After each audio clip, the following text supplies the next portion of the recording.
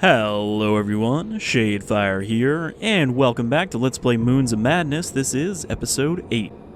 So, despite the fact that the last episode was like an hour long, we didn't really do all that much. I mean, we learned more about the various Orochi projects here.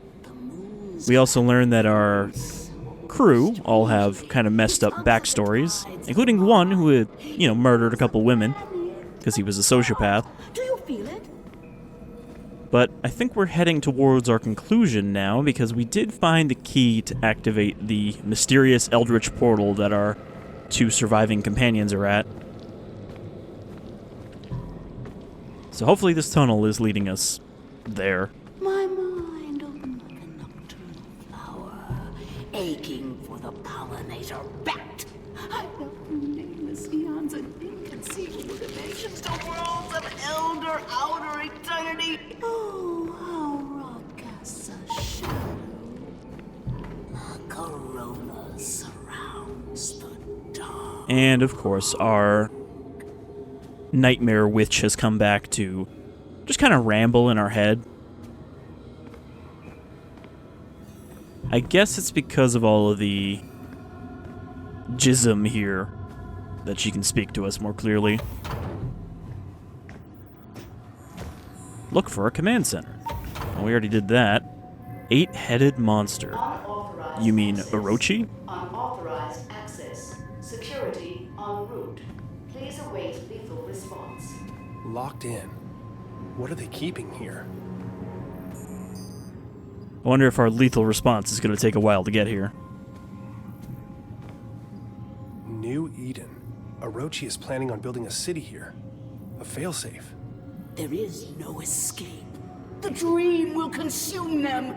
They are inevitable. Are they building this in case they accidentally wipe out Earth? Because this doesn't seem like the best kind of safe backup with all of its own problems here. Meeting at 512? That's oddly specific. I wonder if that could be a password. The CEO of Orochi was here. It makes no sense. Unearth more. That which cannot be sung. It's probably a 4-letter word. I should look around for some clues. Well, clearly we found a clue. We just have to find out what it's a clue to. So the Lord God banished him from the Garden of Eden to work the ground from which he had been taken. Genesis 3:23. Alright, it's not that one. So we just have some biblical quotes pasted up on the wall here, and one of them is the answer to the password. We need a 4-letter word. Is that the only one? Yeah, I'm not seeing... Oh, well, we got this, whatever this is. The clock is stuck on 4:23. Okay, we've got a lot of numbers. What else do we got here?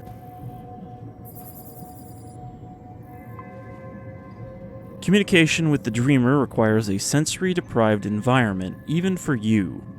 Use these settings. Lighting 20, sound 100, numbing 100.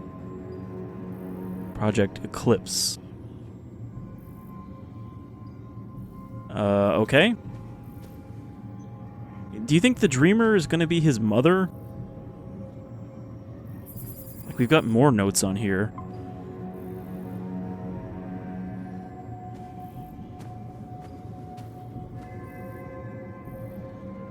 Stasis. Activation code for Project Eclipse Phase 2. All employees should evacuate upon Phase 2 initialization. Emergency unlock protocol will take effect immediately. Also, we still don't actually know what we're doing here. We're just kind of messing around to see what Orochi is up to at this point. Like, they're like, oh, we're gonna open this mysterious gate. And he's like, I'll catch up to you. I gotta do a few things first. Okay, so I'm not seeing anything else.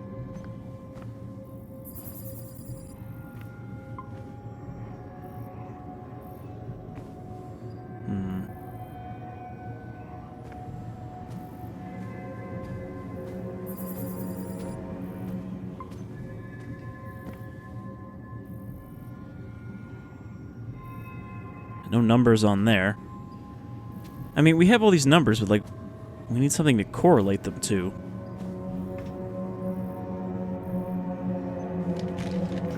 Because presumably it's not a number, since we're just given a bunch of 3 numbers.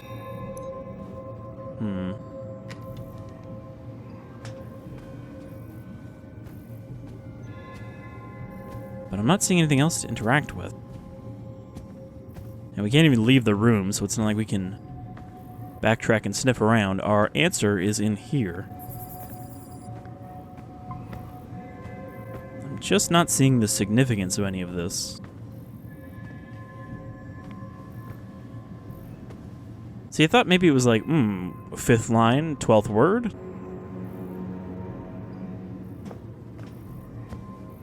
But of course, there wouldn't be 12 words in these lines.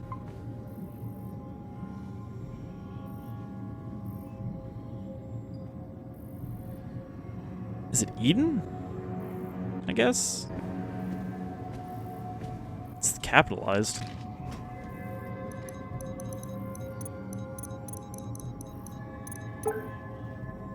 What was all the numbers for then? Failsafe if Project Eclipse is released. If I can lower the shield, I can get out of this room. Eclipse. Status quarantine. Blast doors active. Magnetic stasis field online. Last update 7/13/2063. The fragment has become agitated. The workers are unable to resist its communications.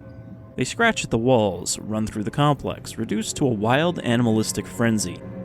I was able to close the chamber and enact the highest protocols, but I can hear the echoes ring in my ears. I see the crew of the Cyrano. I've never seen them before, but I know who they are with all my being, and they stare through cracked helmets, the filth reaching out towards me. I can't stay here. Eclipse has been shuttered. I've activated the proper protocols. I doubt they will be enough. Doors will automatically unlock in the event the subject of Project Eclipse is released. Once it is broken, the rush is upon you. You don't get to be the same person after they get in. Project Symmetry, the numbing agent used in Project Eclipse to keep the fragment under control, is created from the strange metal powering the machine in the alien ruins. Since the active mechanism for sedation is poorly understood, we have taken the precaution of stockpiling a large amount of the metal on board the Invictus. In the event of an emergency, the Invictus can be launched. A self-guiding rocket has been attached to the payload. It can be triggered with a code phrase once the Invictus safely clears the atmosphere. Communications specialist Delapore was tasked with loading the payload and setting up the detonation trigger. Due to the sensitivity of the operation and his location at the off-site communication disk, he is considered the operative with the most chance of success in case of a catastrophic event. He alone knows the trigger word and will use it at his discretion. So that's Declan that's responsible for that. Father, the Cyrano has crashed. Something happened. An EMP? We could not analyze it in time. The filth has reacted violently and unpredictably, spreading like a cancer across the entire base. The Dreamer fragment has sent the workers into a panic, searching for a way to escape. The security system has been triggered. The entire base has been compromised. I've shut down Project Eclipse. An emergency kill signal has been sent to shut down communication via Angelus. We will leave no trace. Alright, so that's what sabotaged our ability to communicate. Also, I was wrong, and it seems like there were many more people working down here. It's just they had no contact with the Invictus team, aside from the botanist. Cyrano location report. Location at time of incident. Just a bunch of coordinates. Nothing useful to me here. Father, as you know, we owe a great debt to the work of Dr. Cynthia Newhart. This site was chosen based on her later work, notes and research kept under the strictest clearance. While her exhaustive library of equations and scrawled symbology has been daunting, our analysis still continues to see results, most recently in the acquisition of 2 recent items. You are already aware of the fragment of a dreamer, which we recovered. Research continues into the significance of this fragment and how it tries to communicate. Using the magnetic energy signatures first recorded by Amundson's expedition to Antarctica, we were able to triangulate the location within kilometers. Through excavation of Site 9, the team is excited to announce that we have uncovered an actual Gaia engine on Mars. Further exploration in the chamber containing the engine has been halted, and we defer to your judgment. We await your determination. Semper Service Control. Unauthorized message. Intercepted unauthorized video transmission. Pounding, muffled talking. This is Trevor Graham, commander of Cyrano 1. An EMP fried our systems, and we are currently hurtling towards Mars at approximately 50 miles per second. Fuck protocol. Fuck Orochi. It wasn't hours after they sent us the coordinates, and I could see it in everyone's eyes. Dr. Baduri drew the short straw when the heat shield controls malfunctioned. We're not equipped for a mission like this. Command knew it. It's a fucking support crew. But we follow procedure. After 20 minutes, he stopped responding to comms. Tried to reel him in, but his face, when he turned, his entire mask was covered in blackness. Just a spider webbing of black oil across the entire thing and leaking out into the void. It cracked straight through the fucking helmet. Constanza grabbed his arm, and that shit, it crawled up her suit, wrapped around, squeezing itself inside. Pounding increases in volume. That pounding? The airlock. I couldn't let them back in. The infection. Just being near it made my temples seethe. They're all infected. Doesn't matter, though. The fucking hatch won't close. Any time now, we're gonna bust apart and rain down in pieces on the Martian desert. Pierce and Vogel are lucky. They're still asleep in their pods. Won't feel a thing. I'm taking it down with me. All of it. This is the Cyrano 1 about to enter the Martian atmosphere on a secret mission to help stake a claim. They don't care about the lives they lose to do it. You hear me, Orochi? The whole world is gonna see this thing. The whole fucking world will know. And of course they won't, because the communication was shut down. Consoles have anything to do with Project Eclipse. Okay, so now we gotta mess with these. 20, 100, 100.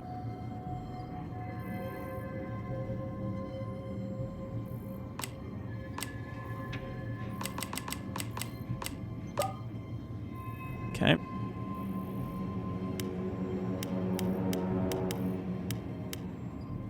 So numbing has to be at 100.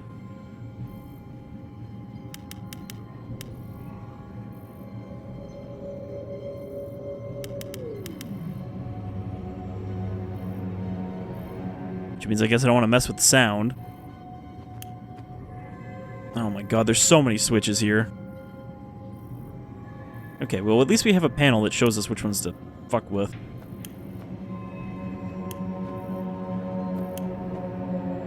Do we want it to be like that?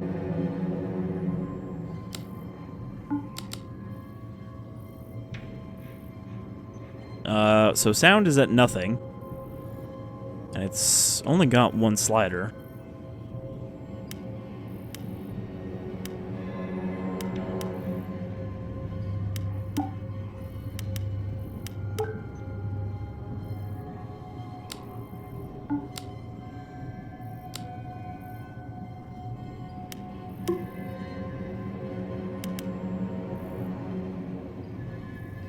I really do think I just have to mess with this thing. There's nothing else we can adjust. So, somehow this lighting also affects the sound by a very small amount.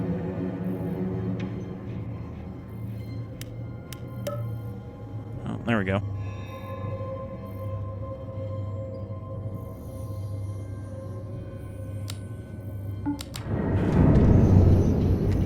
Alright, let us contact the Fragment of the Dreamer.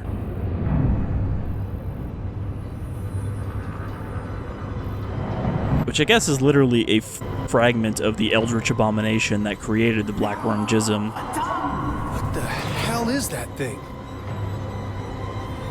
Because this stuff comes from the Sleeping Dreamers, which are like the Eldritch gods in this setting.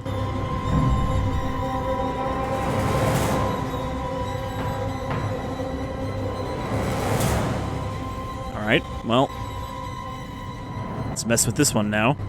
See if we can unstasis it. We don't have any notes here.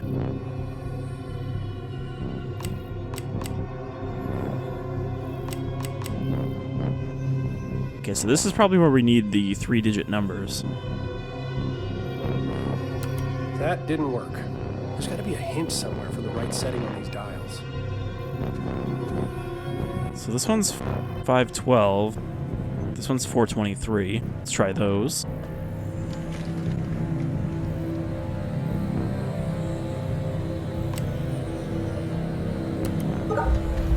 Huh. So it was just the first one you see. Yeah, let's just wake this thing up. I'm sure nothing bad will happen to us. Yes.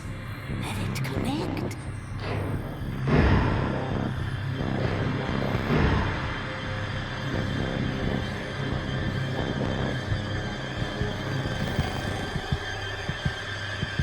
I suppose having the light maxed out was to keep it from escaping that room.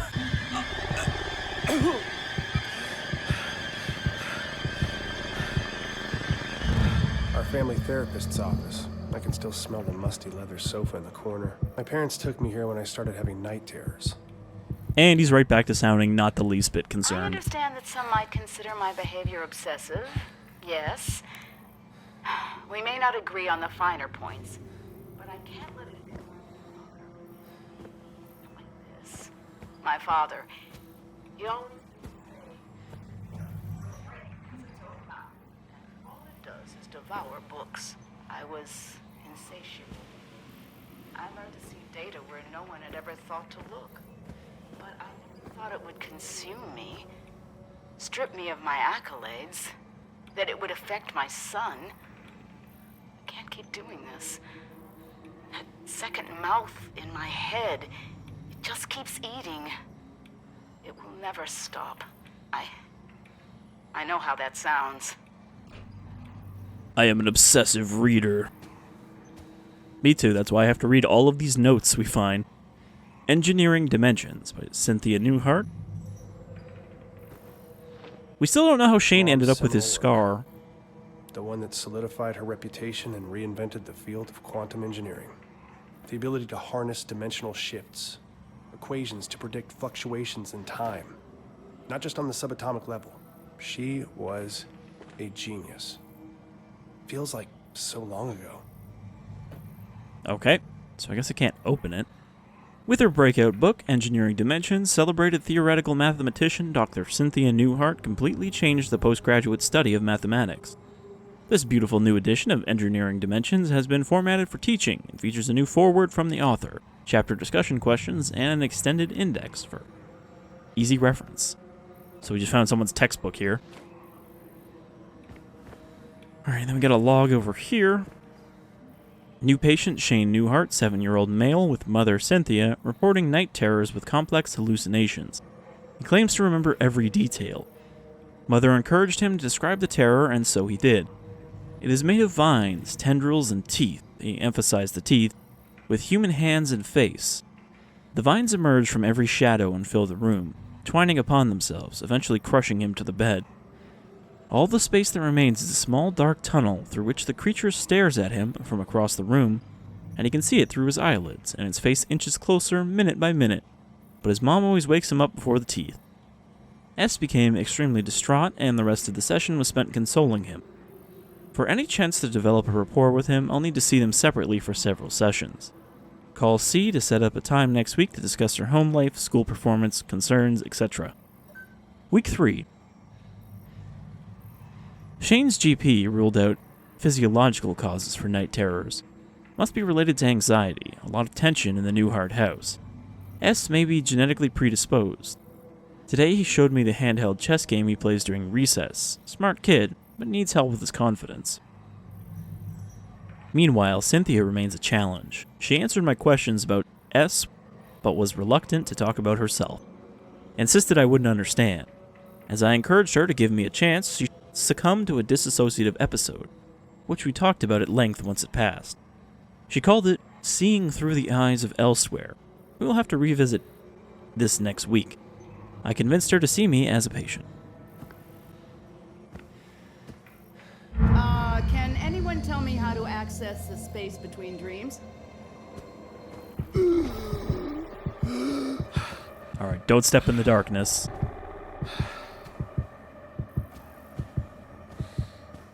A lot of equations which relate to our scar on our hand. You can see there's 2 overlapping moons, but there's also the outline of like 2 more further out. Also a cube, perhaps the Gaia engine, which appeared to be a cube. Nothing else we can mess with here.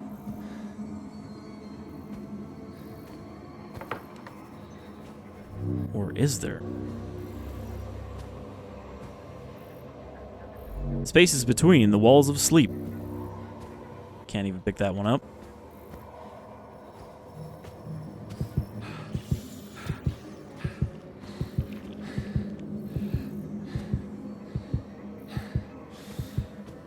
Oh, there's a note.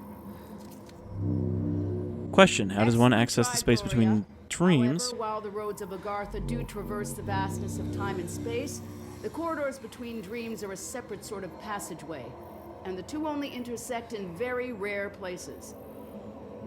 We have seen mention of the doors of Agartha before, or just Agartha in general.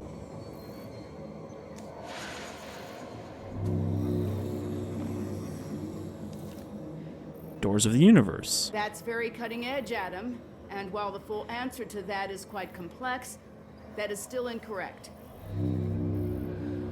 Wormholes and event horizons offer the possibility to go to impossible places. Well, not a lot of these we can reach without getting melted by the darkness.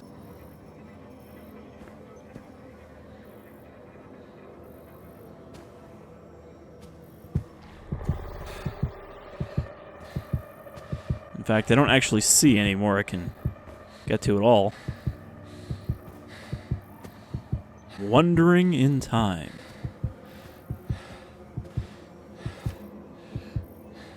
What a distinctive answer, Rupert. That is an interesting theological paradox, but it is wrong. God holds the keys to the doors of the entire universe, and by his grace we are allowed to enter. I have seen God, and it's terrible.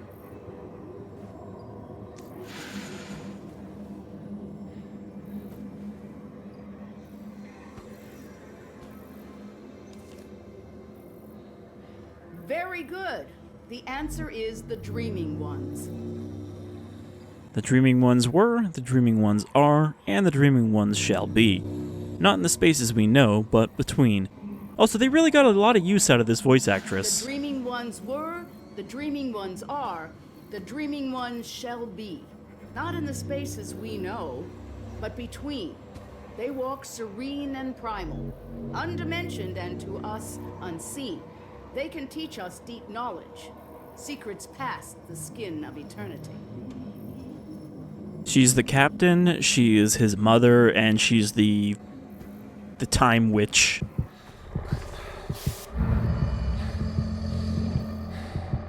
Alright, this place looking a little worse for wear. I'm noticing when it's happening. Yesterday, I saw a light streaming through the kitchen window. A mote, illuminated, suspended in the air. I spent the remainder of the day in my office researching. I've been accused of isolating myself. I merely am who I am and have always been an isolate. Isolated by knowledge. Imagine discovering a dictionary of new words to describe the universe. Words that no one else could ever know. The promise of limitless knowledge to an insatiable mind. Is it any surprise I struggle with domesticity? But I had to make a choice. I'm sealing it away. I have to try. Shane is my universe. And yet, in the end, it was her that was sealed away. After the seizures started, she tried for a while. We were really close the summer she left her tenure. But I could tell she was restless. Wouldn't stop writing. She'd snap at the smallest things. The book sold really well, though. Popular with the pseudoscience crowd.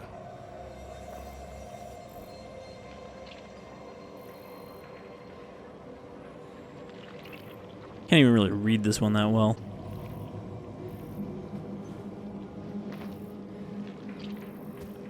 So she tried to be a mother, but she ended up just getting deeper into her crazy, and then probably got sucked into a portal in her basement.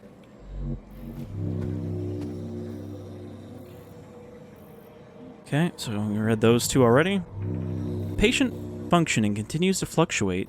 She is managing to find relief from auditory hallucinations by isolating herself in basement. Symptoms waned enough to attend session today, washed hair in basement utility sink apparently. Manages to take care of Shane during disassociative periods. C twice trailed off into almost nonsensical babble. Claims to have had a lot on her mind with the upcoming publication of latest book and is not concerned. Not my first patient with such challenges, but for some reason I feel out of my depth here. Thinking about referring her to someone else. Increased dosage in the meantime. Shane is apparently doing well with support from his school's counselor. I'm sure he's glad to have his Thursday afternoons back.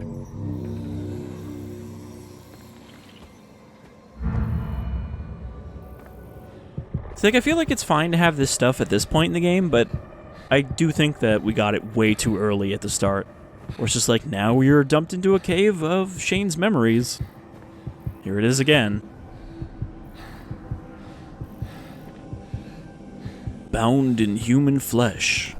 Once you open the book, it's already too late. It's always too late. Maybe that's what happened. Maybe Shane opened the Necronomicon and it scarred him for life. They've approached me several times in my career. They knew about the Red Planet, twins. They suspected a great many other things, but they kept their cards close to their chest. As did I. Shane saw inside the book. Just a glance, and it was enough. They can never know. They would do anything to pull him into their fold. And that's why, Doctor, if I found out that Orochi approached you, and you told them what I've said, you'll find out just how dedicated a mother I am.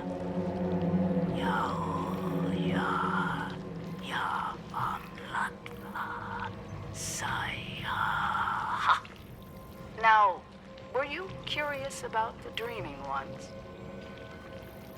Yes, give her the forbidden knowledge, and then send her to the realm between as punishment. Because obviously your therapist is going to sell you out for cash. They don't give a shit. Then she was gone. I don't want to remember her like this.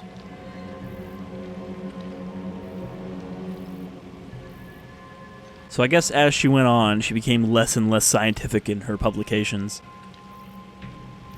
And a lot more occult. But it turns out the two are connected. Week 31. It has been some weeks since I transferred Cynthia's care to a more experienced clinician. I can't stop thinking about our final session, even though my notes are sparse and the details hazy.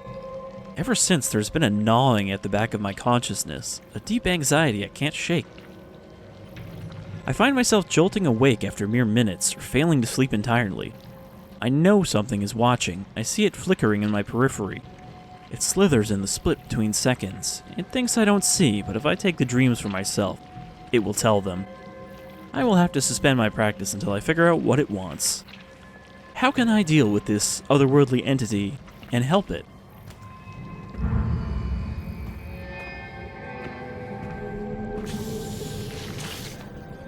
Oh, okay, we gotta watch the tendrils as we make our way down this dark path.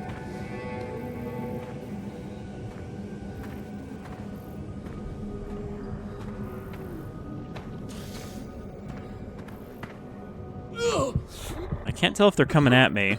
Oh, this way. Can't tell if they're coming at me or just kind of lingering around. I think it's a bit of both.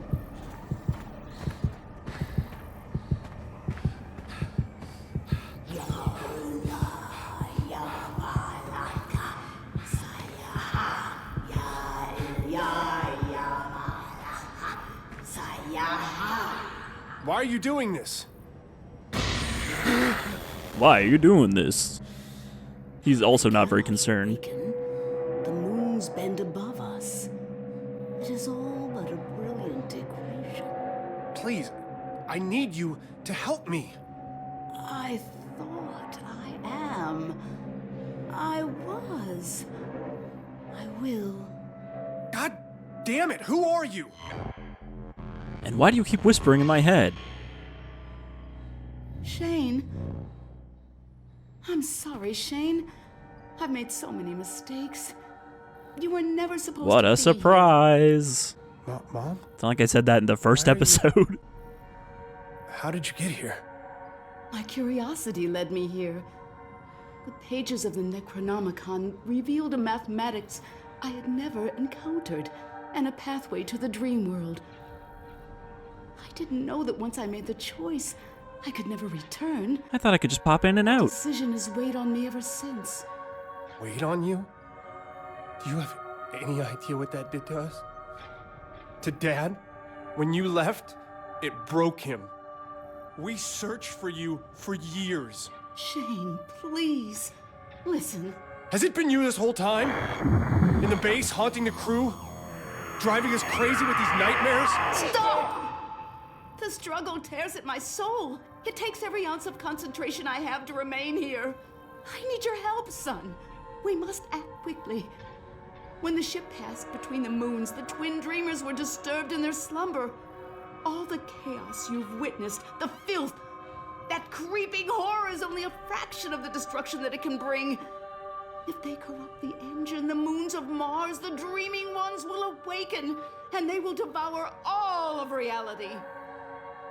You left me. You left us for a delusion. What the fuck do you care about reality? I need you to exterminate humanity so they can't destroy reality. What do I need to do? Find the Gaia engine.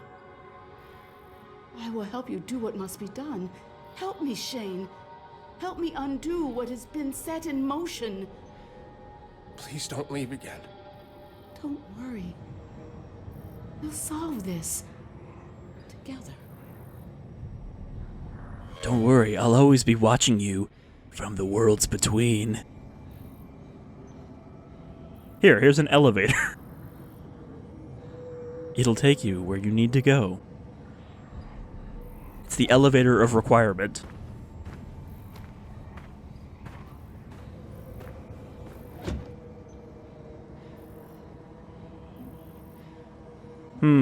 Do we want to go to Fatangsha, Kaftagu, Ftan, Kashag, or Ganaya?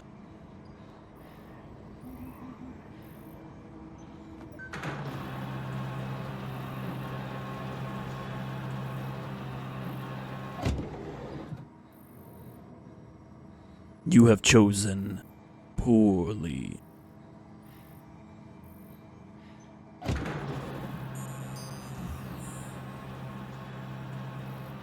Oh, okay, I guess we didn't get taken there. We're still gonna have to drive.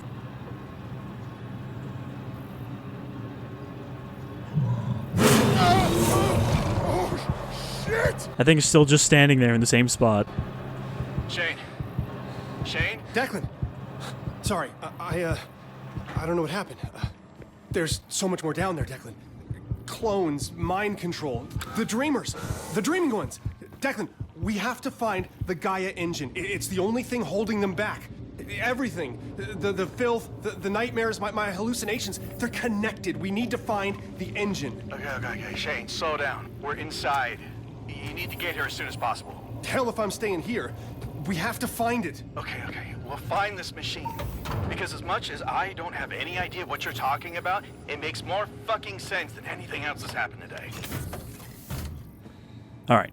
Airlock procedure. Put on helmet. Then depressurize.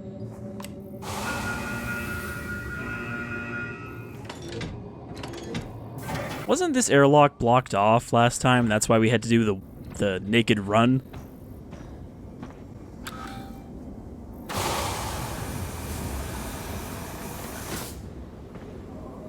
Alright, well, I guess we'll end it here, and then next time should definitely be the last episode, because we're heading to the final location now, it seems, and we will find out if we can stop the Dreamers from awakening and eating reality. Because I guess the Dreamers are just the moons, or, are inside the moons. Anyhow, I've been Shadefyre, that'll do it for Moons of Madness, and thank you for joining me through this bizarre adventure through the filth. Take care, everyone. See you next time.